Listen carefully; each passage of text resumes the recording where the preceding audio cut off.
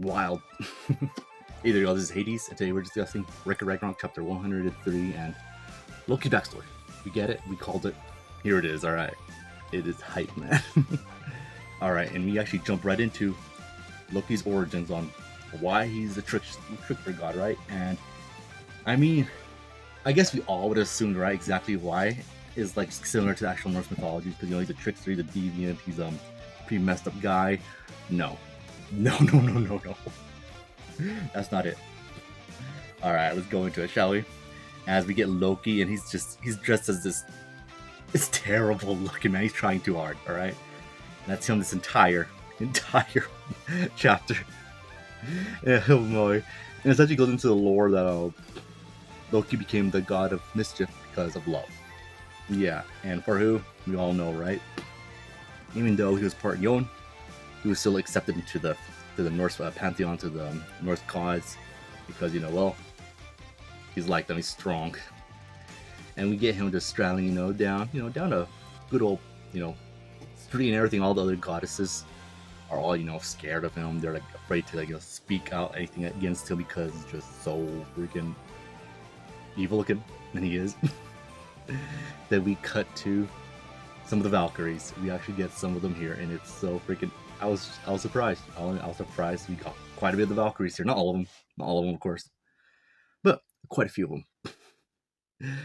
We got Hollock, Hurst, best girl, Hurst, Thrud, Radagritz, Regalith, and Gondol. So it was cool to see them, and of course, Bernhild is there too. And I gotta give it to the mangaka here, the artist. He drew her like her face like incredibly, like, it's weird because we've seen her smile before, but not like this. Like, she never had this kind of smile where it's just pure happiness, versus the other smiles we've seen her, which are more like joy and like victorious smile. But here's like pure happiness. Her hanging out with their sisters, and they're going around throwing apples at each other. I mean, I've never been hit with an apple. It ain't feeling good. And she gets a watermelon and throws it at her sisters because they're playing around, throwing apples at each other, which I guess sisters do. I never seen mine do that, but all right. And she throws it, but of course it's going the way of Loki. Loki catches it in his mouth, and he has this very cartoonish looking like mouth, like evil mouth. It was just so funny. It reminds me of Little from Bleach. The whole mouth thing. He just completely just crunches it, eats it. And of course, the Valkyries are terrified. They're like, "Oh, freak, we're gonna get punished. We're probably gonna get killed." And honestly, not that Loki would. I don't think he would. It's just more like people really don't know him well, so like, oh, and he dresses like this punk, literally. So we don't know what he's gonna do. And Loki just eats it, chomps it, and he starts spitting it all the seeds out. And Brunhilde has this puzzled look on her face as Brunhilde just can't stop herself. She just starts laughing, right? And Radagast is like, what are you doing, Brunhilde? Don't do that. And Loki looks like he gets angry look on his face. And this is the part I'm like, okay, this is probably why he'd probably kill Brunhilde if she didn't say this next part here. And she just bursts out laughing, saying how funny it was, how funny Loki's face was, the noise he was making as he was spitting out the seeds. And she says, that was so funny. Little Loki, you truly are an amusing person. That. She looks up at him with a big smile on her face. And Loki, right there, he falls in love. And he leaves. He can't take it. Brunhilde, of course, obviously says, she's sorry. She didn't really mean it. And Loki's like, yeah, don't worry about it. He leaves, and then he jumps off a cliff because he's so in love. I've never jumped off a cliff out of sheer love. I'm just saying. I mean, all right. And then we get shenanigans from him, essentially just simping so hard for Brunhilde. Okay, guys, we've all been there. I don't know, not this hard. Never this. As he became the trickster god here, essentially just to make Brunhilde laugh because he loves her smile. He loves, watching her laugh. That's why he became the trickster god. And I gotta get to the writers, clever, and it makes sense. And I like it. I really, really like it. I think it's good. Like, it's within his characters, with Brunhilde's character at this time, and Loki doing his thing, and then what we've seen him with his past interactions with Brunhilde, like him really wanting to save her from Ragnarok, from the destruction of the humans.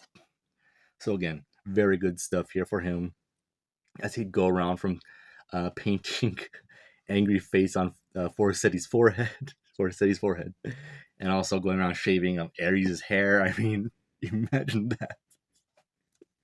Of course, always getting a laugh out of Brunhilde, and Loki just loves that.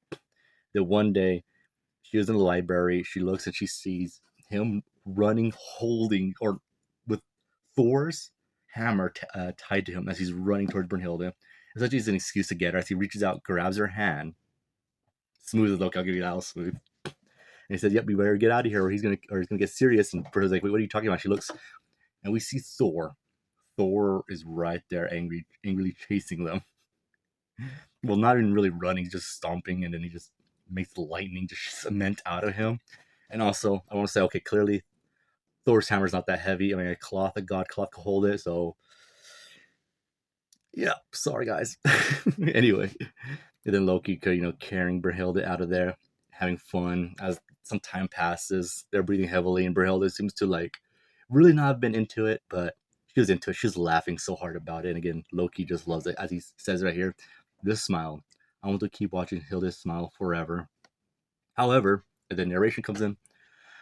That day would never come, as Loki sees Brunhilde with uh, Siegfried, and we see Brunhilde holding her piece that's always in her hair. So I'm assuming he gave that to her, that's pretty cool. That if he gave that to her, and this is the first time she's receiving it, that's pretty cool. I like that. And we see her right there holding Siegfried's hand with the actual genuine smile of love instead of happiness, or yeah, happiness. It's love with Siegfried, and right there, Loki's just so jealous as we see his signature when he's nervous or anxious. He starts chewing his nails. And right there, he's like, okay, yeah, I gotta deal with this guy. And then he goes and kills Odin's dragon. I almost said Fafnir. It's not Fafnir. It's Fifnir. Fafnir. Wait, hold on. Well, Fafnir is the dragon's name, yeah, because I thought it was one of Loki's sons, the actual myth, the wolves. No, Fafnir. Then yeah, Loki straight up kills the dragon, and the dragon maids, yeah, come in, and they're here to give the dragon some food, and then they realize, oh shoot, he's been killed, as they see Siegfried strolling out of there, and yep, and then he turns back to Loki as he says, "Once that guy is gone, that smile will belong to me alone." Then we get a little bit probably like an hour, probably not even, to be honest, of Brunhilde and Siegfried being called into Lord Odin's halls, as she thinks, this is probably this could be like some kind of like marriage greeting, because these two are planning to get married, which is like, wow, like, okay, man, I wish she was happy, but of course Loki screwed it up. Usually does. And right there, they're captured by some. These knights look so freaking cool. I don't know. I don't remember what the knights are from Norse mythology. The soldiers that die and get brought back to life. I want to say in Heriar. I think that's they're like the human fighters, but clearly these are not in Heriar. So I don't know what another name for them would be. But my apologies. I just think they're really cool. I like the knight look and everything. So that's freaking cool. As they're captured, and they're like, yeah, Siegfried, why'd you kill my dragon? As Odin says, and then yeah, Loki essentially backs it up, saying, yep, Siegfried was there and he killed it. We even got the dragon mates that say it. The dragon mate, the dragon mate. I can't believe I'm saying that in this series. And Odin's angry about this. He's like very, very angry about all everything that's been going down with Siegfried. Again, as he thinks Siegfried killed the dragon, and he's like, why would you slay my dragon? Like, there's no reason for it. So why would you do it? And Siegfried's like, I didn't do it. Like, I have to think, why would I do it? This is my biggest problem with the chapter. Okay, Odin, the Allfather, we know, right? Like, granted, he's probably not. He's not like, yeah, that Loki guy over there, Thor. Oh yeah, he's totally hitting on Hilda there. Can't believe I did that. Anyway, so I think, to me, it's odd that Odin, because he's seen Loki being a trickster. He sees Loki acting particularly crazy, especially from Brunhilde. So it's odd to me that he didn't put two and two together. Like, okay, if Siegfried's saying he didn't do it, then why would he? But I will say this: there is a point where, like, I could, with Siegfried, not Siegfried, sorry, when Odin is like, okay, yeah, like being so angry about it. Then when he gets into a certain energy of when he senses a certain energy from Siegfried, he's like, wait a minute, this guy, this guy could be the vessel. Like that's when I could be like believe, okay, yeah, he totally, he's totally doing his own thing. Like he's like, okay, yeah, forget the dragon and everything, man. Oh yeah, I'm making sure this guy stays locked up. But before that, he should have been like like something like Loki.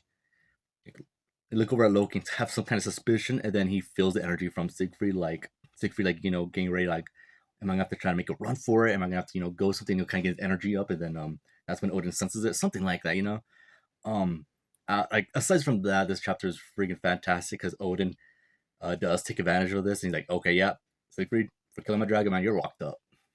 But we do get a scene where Brihilde notices something when when they're announcing, Brihilde and Sigrid are announcing that's not true, it wasn't me, there must be some kind of mistake. That's right, Sig would never do such a thing. And then Loki gives a smirk, and Brihilde notices it. So that's why Brihilde has such disdain for Loki. That's why, because she's right there. She's like, oh, okay, he did it.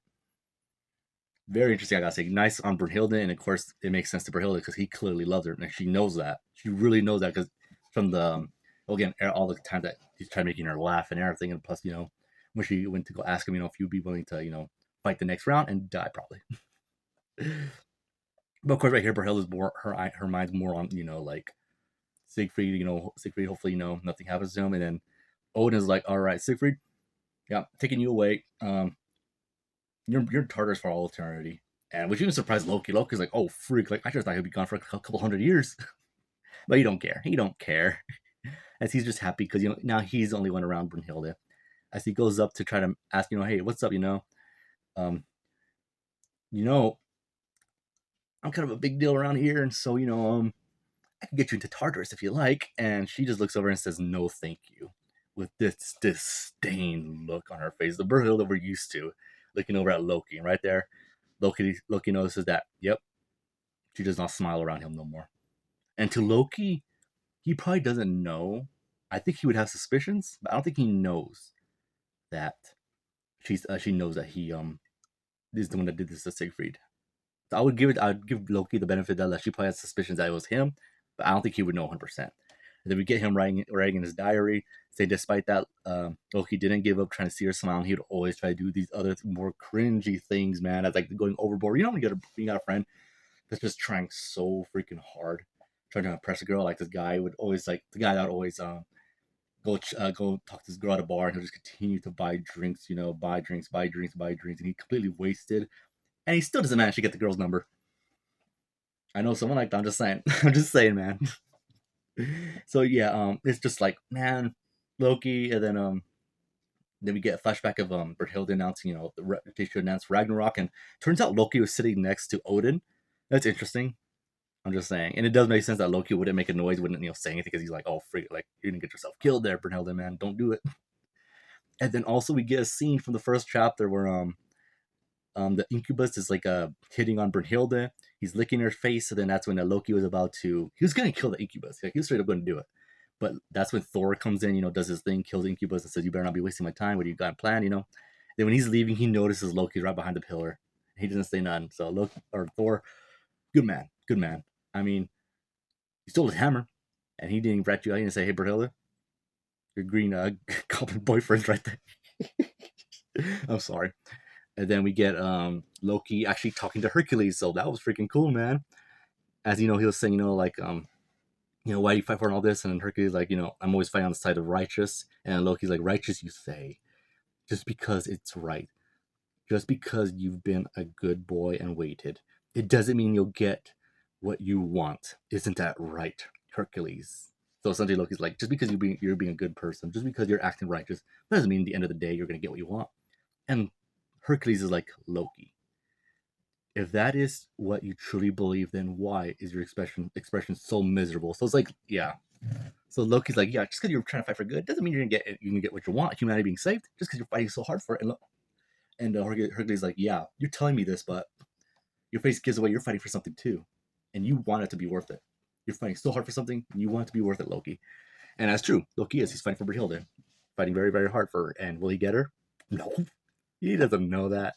And it's kind of a hint, I think, towards the future of Simu winning. It's showing, just like Hercules, he says he fights for justice and he'll always fight for humanity, But again, he lost, died, and Loki, He's not going to win Brunhilde. I'll be surprised if he does, unless they write it well, which they could very well could be in here. The series is freaking great. Then we cut to modern times as he's after he wrote his diary. I will murder them. I will murder them. I will murder, and then he gets shot in the head. And right there, as he falls dead, again, this clone. There has to be something about this clone because this clone's too good, right? Because it's shot down, flat dead, and we all know Simu knows. Simu knows this is a fake clone. Loki's hiding somewhere else. He's probably hiding as a tree.